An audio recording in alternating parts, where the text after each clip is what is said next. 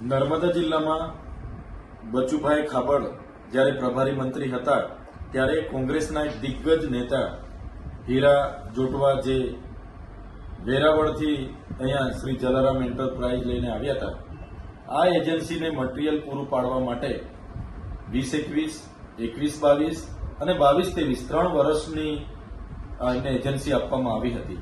ત્યારે આ તમામ લાખો રૂપિયાના પેમેન્ટો એમને ચૂકવાયેલા છે। અમને જે પ્રકારે અમે જિલ્લા ગ્રામ વિકાસ એજન્સી પરથી માહિતી લીધી તો આ લાખો રૂપિયાના પેમેન્ટો, આ પેમેન્ટ બિલો છે, પેમેન્ટની તારીખ છે અને ચૂકવાયેલી રકમ છે। આ તમામ પંચાયતોમાં કરોડો રૂપિયા એમને ચૂકવાયા છે।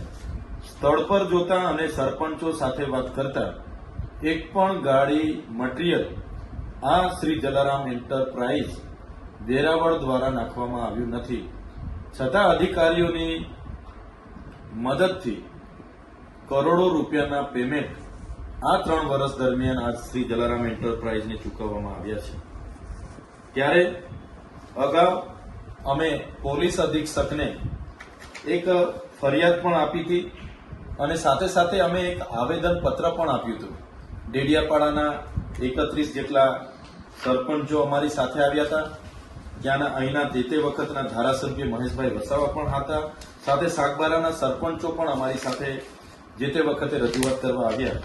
પરંતુ આ આવેદનપત્ર છે, જે તે વખતે જે સરપંચોએ પોતે સહી સિક્કા કરીને આપેલા આવેદન, છતાં બચુભાઈ ખાબડે પોતાનો સત્તાનો દુરુપયોગ કરીને અને હીરાભાઈ જોટવા પ્રદેશના દિગ્ગજ કોંગ્રેસના નેતા હોય એમણે પોતાના પાવરનો ઉપયોગ કરીને અહીં પોતાનો જમાવડો જમાવીને કરોડો રૂપિયા અહીંયા સેરવી લીધા છે।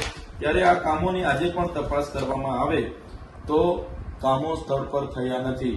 ત્યારે મનરેગા કૌભાંડમાં માત્ર ભારતીય જનતા પાર્ટીના બચુભાઈ ખાબડના પુત્રો જ નથી, એ કૌભાંડમાં ભાજપના બીજા નેતાઓ સહિત કોંગ્રેસના પ્રદેશ કક્ષાના નેતાઓ પણ છે, જે મનરેગા બિનકુશળ શ્રમિકોને આ વિસ્તારોમાં રોજગારી પૂરું પાડીને એમનું આર્થિક રીતે ઉત્થાન કરવા માટેનો કાયદો બન્યો। એક યોજનામાં ભાજપ અને કોંગ્રેસે ભાઈ બનીને કરોડો રૂપિયાના કૌભાંડો કરેલા છે। આ હીરા જોટવા પ્રદેશ કક્ષાના કોંગ્રેસના દિગ્ગજ નેતાએ ભરૂચ, નર્મદા, છોટાઉદેપુર, દાહોદ સહિતની તમામ વિસ્તારોમાં પોતાના અલગ અલગ નામની એજન્સીઓ રાખીને કરોડો રૂપિયા પોતે ઘરે બેસીને ખંખેરી લીધા છે અને આજે આખી કોંગ્રેસ પાર્ટી ચલાવી રહ્યા છે। ત્યારે સરકારશ્રીને અમે વિનંતી, આ એમની જલારામ એન્ટરપ્રાઇઝ છે, કોઈ પણ જાતની રોયલ્ટી, જીએસટી વગર બિલો મૂકીને, કોઈ પણ જાતની રોયલ્ટી કે જીએસટી ભર્યા વગર, કોઈ પણ જાતની એક પણ ગાડી મટીરીયલ નાખ્યા વગર દર વર્ષે 250 થી 300 કરોડ રૂપિયાનું અહીંયા કૌભાંડ એમણે કરેલું છે। સરકાર આમાં ગંભીરતાથી આ શ્રી જલારામ એન્ટરપ્રાઇઝની તપાસ કરાવે અને જે પણ કામો નથી થયા એ તમામ કામો બદલ એ રિકવરી કરાવે અને એમના પર કડકમાં કડક કાયદેસરની કાર્યવાહી થાય એવી અમારી માંગણી છે। અગર સરકાર આમ નહીં કરશે તો આવનારા દિવસોમાં આદિવાસી વિસ્તારના તમામ જિલ્લાઓમાં બધા જ લોકોને સાથે રાખીને સ્થળ પર જઈને, ગ્રાઉન્ડ પર જઈને આ લોકો સામે કડકમાં કડક કાર્યવાહીની માંગ સાથેના આંદોલનો અમે કરીશું। આજે મળેલી માહિતીના આધારે અમે સ્થળ તપાસ કરી, ત્યાંના લોકોને પૂછ્યા, કોઈ જગ્યાએ આ એજન્સી દ્વારા મટીરીયલ નાખ્યું નથી, છતાં અધિકારીઓ અને બીજા નેતાઓના ઇશારે કરોડો રૂપિયાના પેમેન્ટ થયા છે, જેની તટસ્થ તપાસ થાય એવી અમારી માંગણી છે।